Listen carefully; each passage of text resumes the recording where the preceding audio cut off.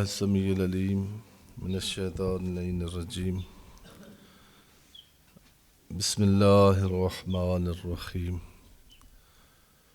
الحمد والثناء للہ الذی لا یحصی ثناءہ الا ہو وصلی اللہ علی جمیع الانبیاء والمرسلین سیما خاتمہم وافضلہم واشرفہم محمد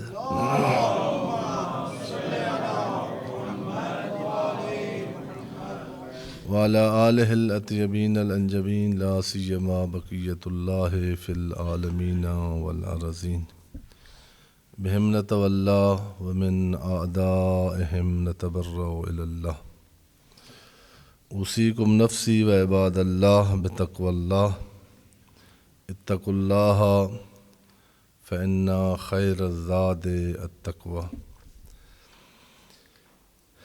اپنے آپ کو اور آپ مومنین کرام کی خدمت میں اپنی زندگی میں تقوی الہی کا ہر موڑ پر خیال رکھنے، تقوی الہی کو اپنے سامنے رکھنے، تقوی الہی کے ساتھ اپنی زندگی گزارنے کی نصیحت کرتا ہوں اور تلقین کرتا ہوں۔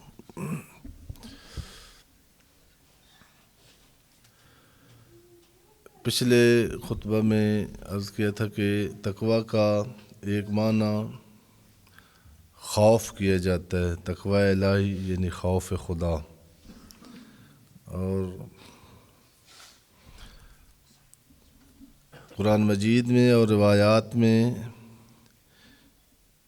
خوف ایک نیگیٹو ہے، ایک پازیٹیو خوف ہے، ایک مثبت خوف ہے جس کی فضیلت ہے، جو اولیاء خدا کی صفت ہے، اور ایک منفی خوف ہے جو انسان کا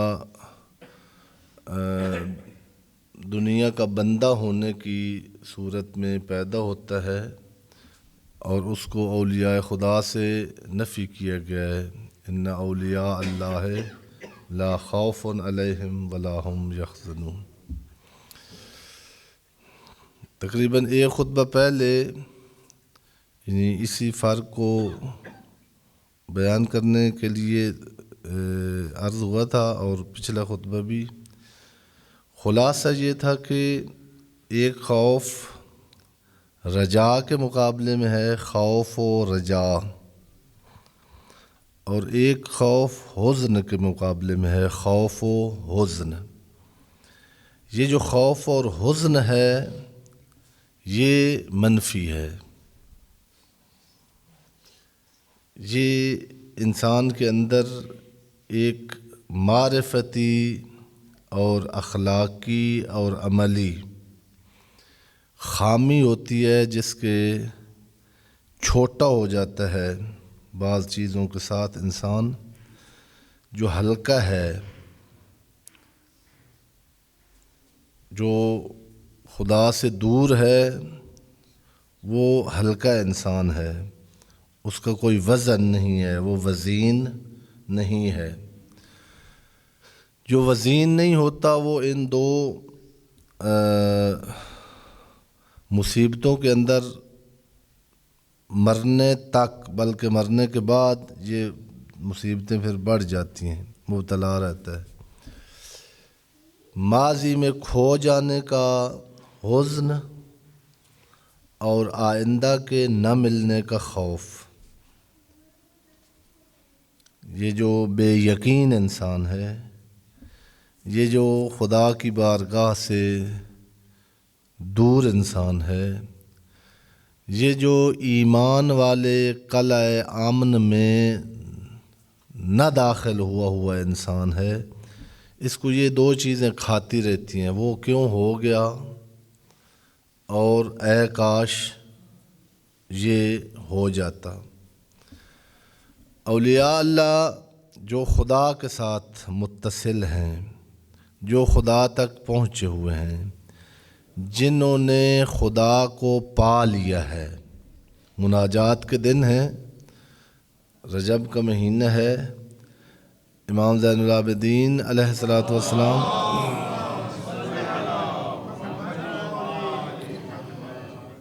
اور سید الشہداء امام حسین علیہ الصلوۃ والسلام اپنی دعائے عرفہ میں یہ مناجات ہیں ان کی کہ عامیت عین لم ترا کا علیہا رقیبا وخسرت صفقۃ عبد لم تجعل لہ من حبک نصیبا۔ اس کا ترجمہ عموماً ہوا ہے فارسی اور اردو میں کہ اندھی ہو جائے وہ آنکھ، لیکن آیت اللہ جوادی عملی حفظہ اللہ وہ فرماتے ہیں کہ یہ ترجمہ درست نہیں ہے، فعل ماضی ہے، بد دعا نہیں ہے بلکہ خبر دی جا رہی ہے۔ عامیت عین، اندھی ہے وہ آنکھ جس نے تجھے اپنے اوپر رقیب نہیں دیکھا، جو ہر خطرے کو محسوس کرتی ہے لیکن تیری خشیت اور خوف اس آنکھ میں نہیں ہے۔ عامیت، اندھی ہے وہ۔ وخاسرت صفقۃ عبد، گھاٹا اس کو نہیں ہے جس کو بزنس میں، تو یہ تو زندگی کا حصہ ہے، دنیا کی زندگی کا، کبھی جاب ہے کبھی نہیں ہے، کبھی بزنس آگے چلا گیا کبھی پیچھے چلا گیا۔ سید الشہداء کربلا کو کربلا بنانے والے فرماتے ہیں خاسرت صفقۃ عبد، کون گھاٹے میں ہے، کون خسارے میں ہے، کس کو اپنے خسارے کا ماتم کرنا چاہیے؟ خاسرت صفقۃ عبد لم تجعل لہ من حبک نصیبا، جس کو سب کچھ اس کے پاس ہے لیکن دل میں تیری محبت نہیں ہے۔ جو اللہ کی محبت سے دل خالی ہے وہ ویران ہے، جو اللہ کے رؤیت اور خوف سے آنکھ خالی ہے وہ اندھی ہے۔ جس آنکھ اور دل میں اللہ کا خوف آ جائے اس سے پھر دنیا کا خوف بھی ختم ہو جاتا ہے اور دنیا کا حزن بھی ختم ہو جاتا ہے۔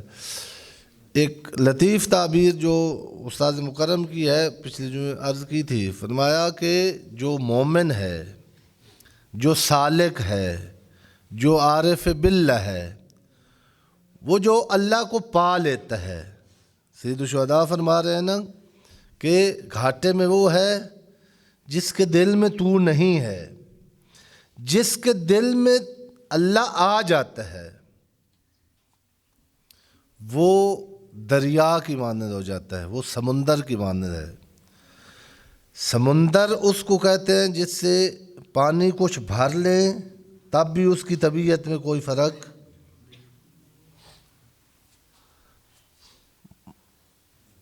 جو ولی اللہ ہے اس کی اولاد، ثمرات، انفس، اس میں کوئی چھوٹا موٹا نقصان آ جائے، جس طرح سمندر سے ایک کاسا پانی کا بھر لیں تو اس کو کوئی فرق نہیں پڑتا، ولی اللہ دنیا کے جتنے نقصانات اس کے سامنے آتے رہیں اس دریا کی طرح اس کی طبیعت پر کوئی فرق نہیں پڑتا۔ اس سے نکال دیں ایک چلو پانی کا تب بھی یہ سمندر ہے، اس میں ڈال دیں تو اس میں طغیانی نہیں آتی۔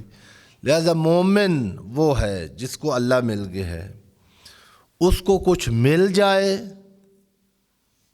اس کو کوئی زیادہ خوشی نہیں ہوتی، وہ اپنے بار نہیں، چونکہ جس کو اللہ مل گیا ہے دوسری چیزوں کی وقت اس کی نظروں میں کم ہو جاتی ہے۔ اور جس سے اللہ چھن گیا ہے اس سے پھر پوری کائنات کی کوئی چیز اس کے لیے پوری ہوتی ہی نہیں ہے۔ لہذا فرق یہ تھا کہ جو اولیاء اللہ ہیں جن کے پاس خدا ہے، ان کے پاس ماضی میں کیوں چھن گیا اور آئندہ پتہ نہیں ملے گا یا نہیں، یہ ان کے پاس یہ خوف اور حزن نہیں ہوتا۔ جو اللہ کی بارگاہ میں ہوتے ہیں ان کا خوف اور رجا ہوتا ہے۔ ایک طرف سے اپنے آپ کو دیکھتے ہیں تو کہتے ہیں میرا عمل، میری نماز، میری بندگی، یہ اس خدا کے سامنے، اس خدا کی عظمت کے سامنے جب اس کو دیکھتا ہے کہ میری کیا نماز ہے، نہ بندگی میری بندگی ہے،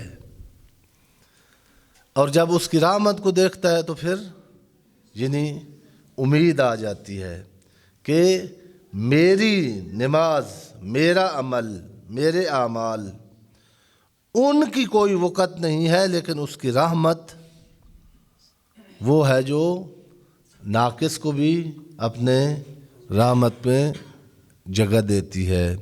من سبقت رحمتہ غضبا، جس کی رحمت جس کے غضب سے آگے ہے۔ رجب کا مہینہ ہے، عرض کیا تھا کہ شہید مطہری کی پسندیدہ جو مناجات ہیں، خواب الوافدون علی غیرک وخاسر المتعرضون الا لک، یہ ماہ رجب کے جو مشترکہ اعمال ہیں ہر روز کے، وہاں دوسرے نمبر پر جہاں مشترکہ مناجات لکھی ہوئی ہیں، یہ مناجات ہیں، مختصر ہیں۔ خواب الوافدون علی غیرک، وافد عربی زبان میں جب صحراؤں کے سفر ہوتے تھے تو پیاس لگتی تھی، صحراؤں میں گرمی کے موسم میں ریت گرم ہو جاتی ہے اور چند قدم بغیر پانی کے چلنا مشکل ہوتا ہے، اور دوسری مشکل یہ تھی کہ پانی دستیاب نہیں ہوتا تھا، میلوں میل انسان ڈھونڈتا تھا اور پانی نہیں ملتا تھا۔ یہ ایک بہت مشکل ہوتی تھی قدیم زمان کے، خصوصاً یعنی عرب جیسے علاقوں میں سفر کرنے کے لیے۔ یہ پھر جو مسافر ہوتے تھے یہ جہاں سبزہ دیکھتے تھے، جہاں پرندے اڑتے دیکھتے تھے، وہاں پر قیام کرتے تھے تاکہ وہاں پانی میسر آ سکے، یا پھر دیکھتے تھے کہ راستے میں کسی سخی کا، کسی بادشاہ کا،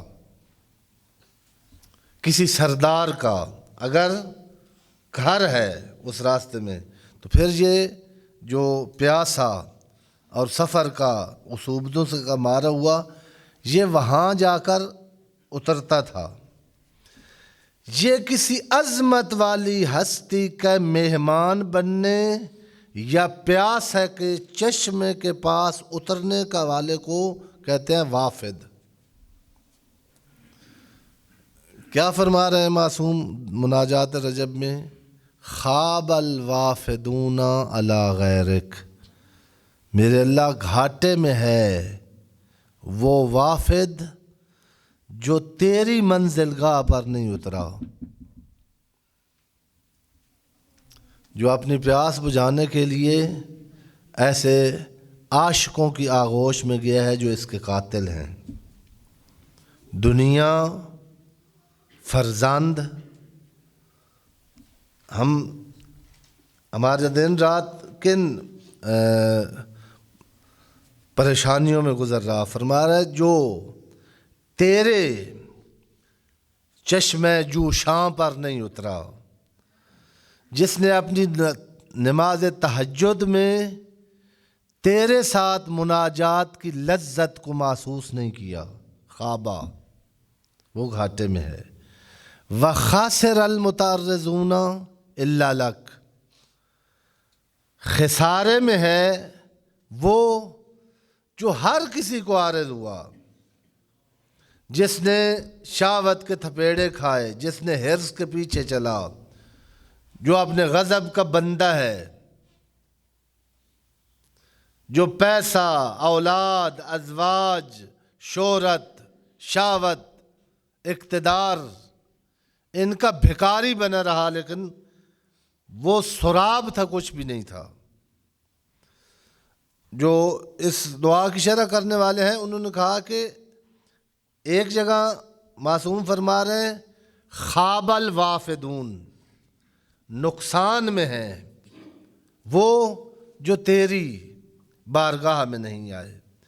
دوسری جگہ معصوم فرمایا خاسرہ۔ ان دونوں کا ترجمہ اردو میں کرنے والے یہی کرتے ہیں کہ نقصان اٹھایا، لیکن دو لفظ ہیں،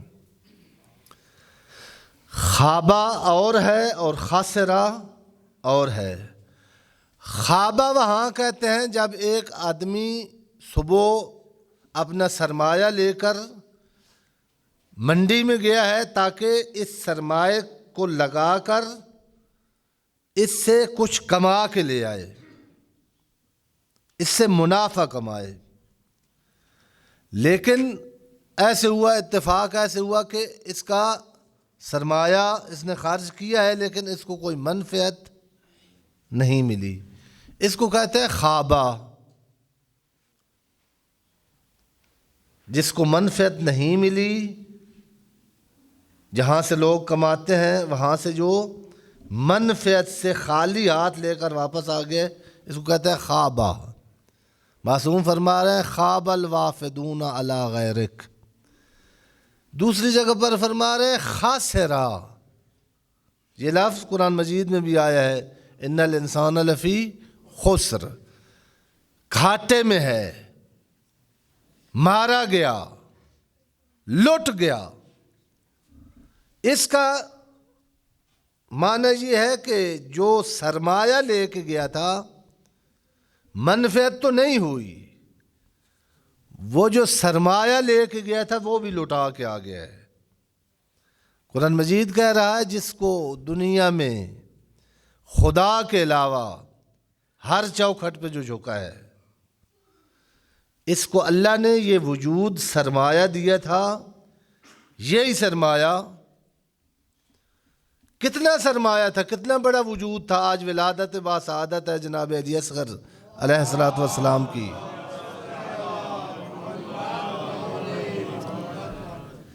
لیکن وہ 6 مہینے کا پھول جتنا وجود، وہ علی اصغر خود چل نہیں سکتا تھا، لیکن بابے کے ہاتھوں پر کدھر لے گیا ہے؟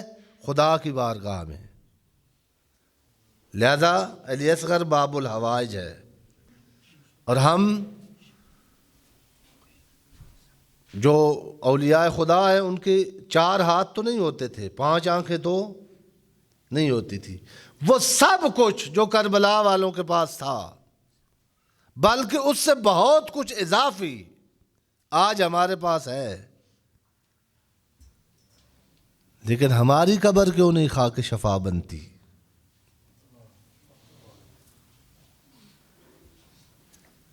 ہم وہاں جھکے ہیں جہاں نہیں جھکنا تھا، انہوں نے وہاں سجدہ کیا ہے جہاں سجدہ کرنا تھا۔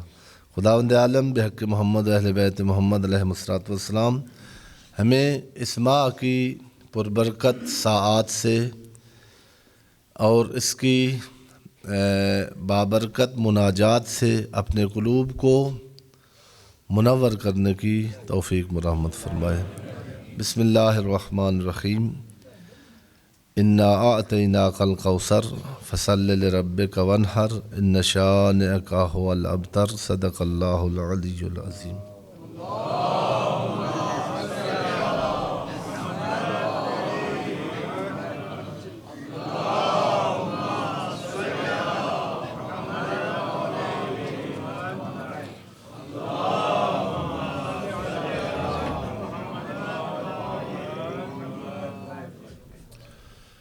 اعوذ باللہ السمیع العلیم من الشیطان اللعین الرجیم۔ بسم اللہ الرحمن الرحیم۔ الحمد للہ رب العالمین بارئ الخلائق اجمعین باعث الانبیاء والمرسلین رافع السماوات و خافض الارضین و صلی اللہ علی جمیع الانبیاء والمرسلین والملائکۃ المقربین سیما خاتم الانبیاء و افضلہم و اشرفہم محمد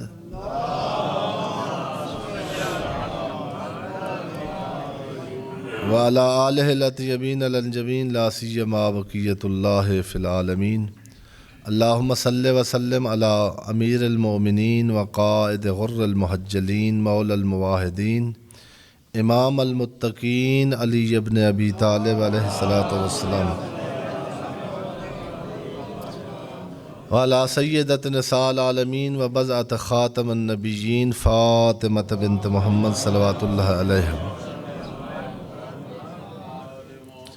وعلی الحسن والحسین سید شباب اہل الجنہ و صبط نبی الرحمہ و محمد ابن علی الباقر العلم الاولین والآخرین و جعفر ابن محمد الصادق الامین و موسیٰ ابن جعفر و علی ابن موسیٰ و محمد ابن علی و علی ابن محمد والحسن ابن علی والخلف القائم المہدی الذی ببقائہ بقیت الدنیا و بیمنہ رزق الورا اللہم عجل فرجہ وساہل مخرجہ واکحل ناظرنا بنظرۃ منا الیہ۔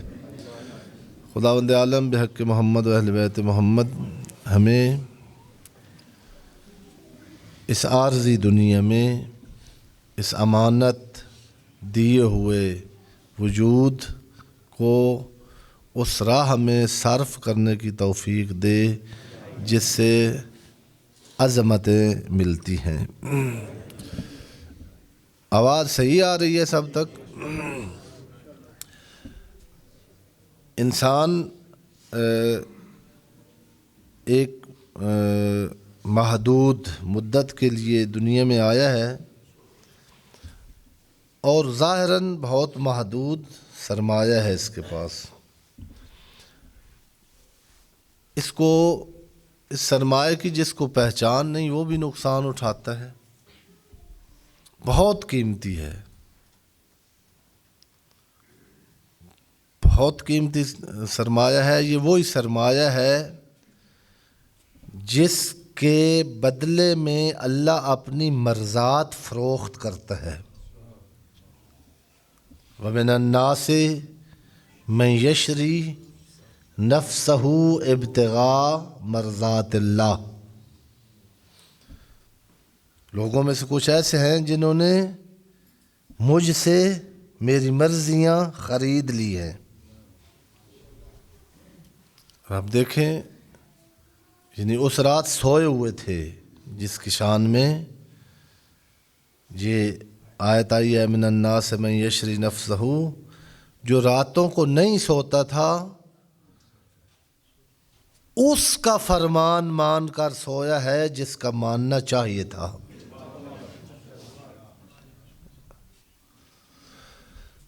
بہت قیمتی ہے، لیکن شومی قسمت یہ ہے کہ جب انسان جہاں آتا ہے تو جیسے ایک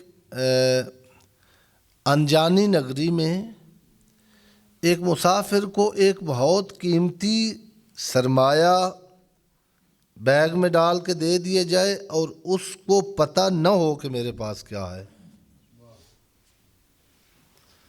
یہ نگری ایسی ہے کہ اسی کو لوٹنے والے ڈاکو یہاں جگہ جگہ پر ہیں، لیکن یہ اس نگری میں بیگانہ ہے اور ساتھ اس کو پتہ بھی نہیں ہے کہ میرے ہاتھ میں کتنا قیمتی سرمایہ ہے۔ یہ جگہ جگہ پر لٹے گا۔ اس کا واحد بچ کے جانے کا ایک ہی طریقہ ہے کہ وہی جس کی یہ نگری ہے،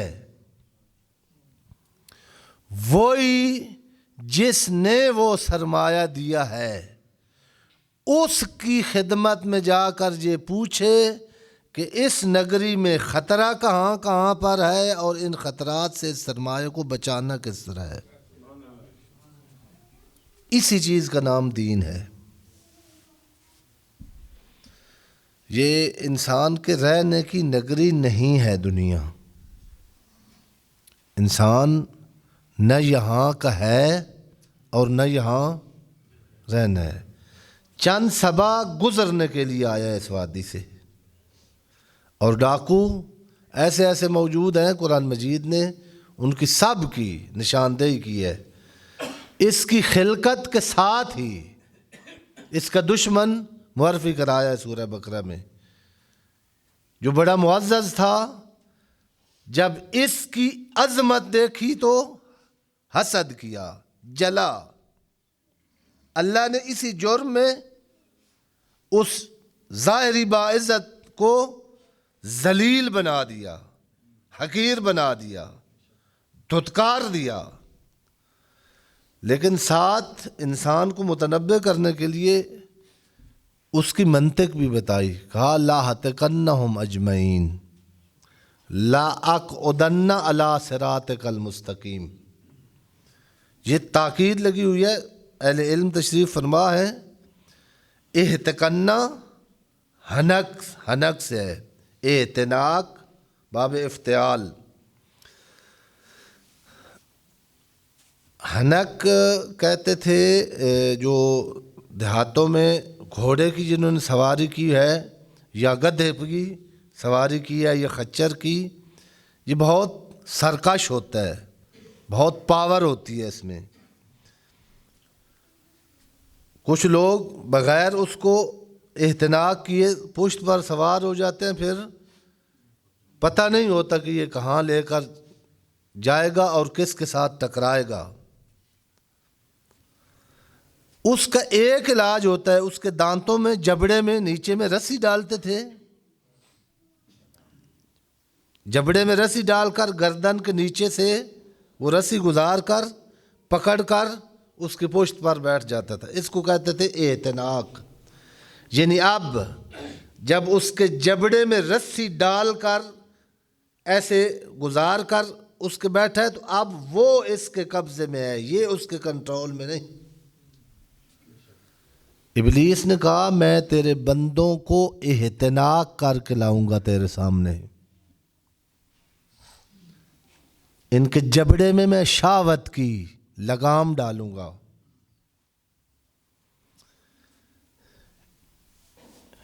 یہ دنیا ہے اور دنیا میں آنے کے لیے کچھ تقاضے ہیں، کچھ لذتیں ہیں دنیا کی۔ دنیا کی لذتوں کی لگام ڈالوں گا، کچھ منفعتیں ہیں دنیا کی، جو لذت سے گزر جائے گا اس کو منفعت کی لگام ڈالوں گا۔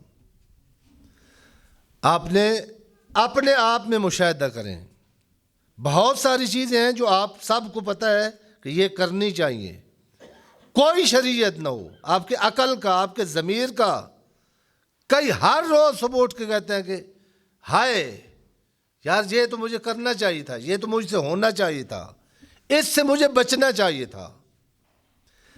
یہ ساتھ ساتھ سمجھتے ہوئے کہ مجھے یہ نہیں کرنا چاہیے تھا پھر ہوا ہے۔ یہ جب بھی ہوا ہے بچپن اور لڑکپن میں لذت کی وجہ سے۔ ایک طرف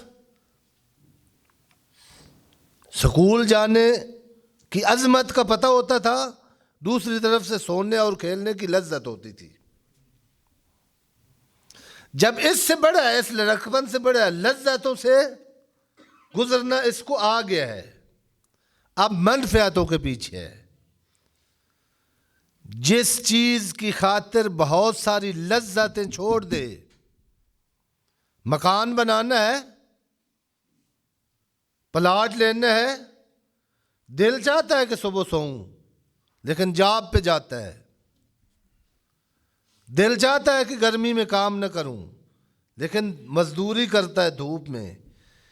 یہ لذت کیوں نہیں لے رہا چھاؤں پہ بیٹھنے کی اور سونے کی؟ یہ لذت کس پر قربان کی ہے؟ منفعت پر۔ جب اس سے آگے مرحلہ آتا ہے تو پھر یعنی کچھ اور، پہلے خود پرست تھا، اپنے لیے، اپنی لذت، اپنی منفعت اس کے در پہ تھی۔ جب صاحب اولاد ہو جاتا ہے نا، اب بہت ساروں کو دیکھا ہے، میں نے پوچھا چونکہ ہمارا یہ کام ہے، کیوں آپ کی نماز لیٹ ہو جاتی ہے؟ کیوں آپ جمعہ والے دن بھی آپ سے کاروبار نہیں چھوٹتا؟ کیوں آپ کا اللہ کی راہ میں ایک درہم اور دینار آپ کی جیب سے نہیں نکلتا؟ کہتے ہیں بچیاں ہو گئی ہیں، بیٹے ہو گئے ہیں، رو بھی پڑتے ہیں ساتھ۔ میں جب بیٹی کا سوچتا ہوں، میں کہتا ہوں ایک ایک تنکا، ایک ایک پیسہ، اپنی ساری لذتیں، اپنی ساری منفعتیں میں قربان کروں اپنی اولاد کے لیے۔ سورہ تغابن یہ 28ویں پارے میں ہے، سورہ جمعہ کے اور منافقون درمیان میں ہے۔ سورہ جمعہ ہے، اس کے بعد منافقون ہے، اس کے بعد سورہ تغابن ہے۔ اس کا پہلے بھی ذکر کیا تھا، یوم یجمعکم لیوم الجمع ذالک یوم التغابن۔ شروع میں یہ لفظ آیا ہے کہ جس دن سب جمع ہوں گے اور یہ تغابن، غبن کا دن ہوگا۔ انسان کو سامنے نظر آئے گا کہ میں کیا کھو کے آیا ہوں۔ اس آیت کو بعض تو یعنی اکثر مدنی کہتے ہیں، لیکن شان نزول کہتا ہے کہ اس کی وہ آخر والی آیات، ان من ازواجکم و اولادکم عدو لکم، اس سورہ کی آیت ہے، تمہارے بعض ازواج اور اولاد تمہارے دشمن ہیں۔ قرآن مجید پڑھ رہا ہوں، علامہ اقبال کی نظم نہیں ہے، ان من ازواجکم و اولادکم عدو لکم۔ اس کا شان نزول یہ ہے کہ جب ہجرت کرنے لگے تھے مسلمان، ظاہر ہے گھر بار چھوڑ کے، اور بہت سارے جو تو اپنے بیوی بچے بھی مکہ میں چھوڑ کے فرار کرنا تھا۔ جب یہ تیار ہوئے رات کو نکلنے کے لیے، بیوی روتی ہوئی سامنے آ گئی، بچے روتے ہوئے لپٹ گئے، آپ جا رہے ہو، ہم کدھر جائیں گے؟ یہ چیز جنہوں نے ہجرت کرنی تھی وہ ہجرت کر گئے، اور یہ بیوی اور بچوں کے آنسو نہ دیکھ کر رک گئے۔ بعد میں جب ان کو پتہ چلا کہ جنہوں نے ہجرت کی ان کو خدا نے کیا دیا اور ہم کس سے رہ گئے، تو انہوں نے ملامت اور بہت کچھ کہنا اور کرنا شروع کیا کہ تم نے ہمیں رہا دیا، ہم تمہاری وجہ سے پیچھے رہ گئے۔ تو وہاں یہ بعض نے یہ شان نزول ذکر کیا ہے، فرمایا کہ ان من ازواجکم و اولادکم عدو لکم۔ دیکھو ازواج کا جو حق اسلام نے بتایا ہے اور کسی نے نہیں بتایا، اولاد کا حق جس طرح اسلام نے بتایا ہے اور کسی نے نہیں بتایا۔ لیکن ایک طرف نماز جمعہ کی صدا آ رہی ہو، اذا نودی للصلاۃ من یوم الجمعہ، اور تمہیں ازواج اور اولاد کی خاطر تم مسجد کی طرف نہ آ سکو کہ میں کما لوں، اور میں بیٹوں کے لیے یہ کر لوں، میں بیٹیوں کے لیے یہ کر لوں، میں زوجہ کا یہ کام کر لوں، فرمایا یہ تمہارے دشمن ہیں، دشمن۔ ان من ازواجکم اولاد، جو بیویاں تمہیں اللہ کی خاطر قدم بڑھانے سے روک لیتی ہیں، جو اولاد تمہیں اللہ کے راستے میں خرچ کرنے سے روک لیتی ہے، عدو لکم، قرآن مجید کہہ رہا یہ تمہاری اولاد اور ازواج نہیں، تمہارے دشمن ہیں۔ جہاں تو کہا ان من، بعض، اگلی آیت میں کہا انما، نہیں ہے، صرف یہی ہے، انما اموالکم و اولادکم فتنہ، تمہارے اموال اور اولاد فتنہ سے مراد آزمائش. اگر ان اموال اور اولاد کو اللہ کی دی ہوئی امانت سمجھا تو پھر یہ تمہیں اللہ کی راہ میں نکلنے سے نہیں روکیں گے. پھر اللہ کی راہ میں خرچ کرنے سے تمہارا ہاتھ، اگر ان کی وجہ سے تم اللہ سے دور ہو رہے ہو تو پھر سمجھ لو کہ نقصان میں ہو. کربلا والوں کو کم از کم دیکھنا چاہیے. ہم سن کے ہو جاتے ہیں بعض. جب سید الشہداء نکلنے لگے ہیں نا آخری دفعہ تیار ہو کر، کبھی یہ نماز کے بعد نا اکیلے بیٹھ کے یہ منظر بنانا، سامنے بہن آئی ہے اور حق بنتا تھا. بہن یہ کہہ سکتی تھی کہ حسین میں نے اون محمد کو بھی بھیجا ہے، میرا اکبر بھی. حسین ان خیموں میں دیکھ میرا تیرے علاوہ کوئی بچ گیا ہے؟ یہاں قرآن کا مفسر، قرآن کا مبین، ان آیات کا معنی کرنے والا سہارا دیکھ جب آگے چلے ہیں نا. ایک اور روایت ہے جو ہم توجہ نہیں کرتے. کبھی جب آپ چلنے لگے نا گھر سے باہر، چھوٹی بچیاں جن کی ہیں، جنہوں نے دور جانا ہوتا ہے، بعض اوقات وہ پھر اسرار کرتی ہیں. اور بیٹیوں اور بیٹوں کا فرق یہ ہے کہ بیٹا آ کے کہتا ہے بابا نہ جاؤ، بیٹیاں اس طرح باپ کو نہیں کہتی. سید الشہداء نے دیکھا ہے کہ گھوڑا چلتا نہیں ہے،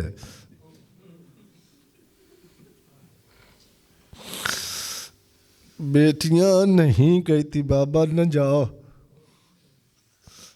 سید الشہداء نے جب نیچے دیکھا ہے نا، اے تیری کائنات پہ، تیری عظمت پہ کائنات قربان کروں. یہ رشتہ ایسا ہوتا ہے شریفوں کے لیے. پھر کہتے ہیں غریب کربلا گھوڑے پر سوار نہیں رہا، اتر آیا ہے. سنا ہے نا تو کہہ رہی تھی گھوڑا میرے بابے کو نہ لے جاؤ. اور جب اٹھا کے چوما ہے نا تو کہا بابا اتسلمت للموت، او میرا غریب اور پیاسا بابا تو بھی موت کے لیے تسلیم ہو کے جا رہا ہے. کہا کیسے میں موت کے لیے نہ جاؤں جس کا کوئی نہ رہ گیا ہو. ایک جائز مطالبہ، جائز جو حق بنتا تھا. فرمایا بابا اگر جا رہا ہے تو ردنا الی حرم رسول اللہ. بابا پھر یہ فوجی دیکھ رہا ہے، بابا یہ میدان کی حالت دیکھ رہا ہے. ردنا الی حرم رسول اللہ، ہمیں تو اپنے نانا کی قبر پہ چھوڑے جا. لیکن حسین کربلا والوں کو بتا کے گئے ہیں ایک طرف خدا ہو، ایک طرف اولاد ہو، ایک طرف سکینہ جیسی بیٹی ہو. جب خدا بلائے ہم چھوٹا سا انفاق نہیں کر سکتے، ہم نماز اور نماز جمعہ کے لیے نہیں آ سکتے. جو اپنی اولاد اور ازواج اور اموال کو چھوڑ کر اللہ کی حی علی الفلاح کو لبیک نہیں کہہ سکتا، وہ سوچ لیں کہ وہ کربلا والا نہیں ہو سکتا. ان احسن الحدیث وابلغ الموعظہ کتاب اللہ. بسم اللہ الرحمن الرحیم. والعصر ان الانسان لفی خسر الا الذین آمنوا وعملوا الصالحات وتواصوا بالحق وتواصوا بالصبر.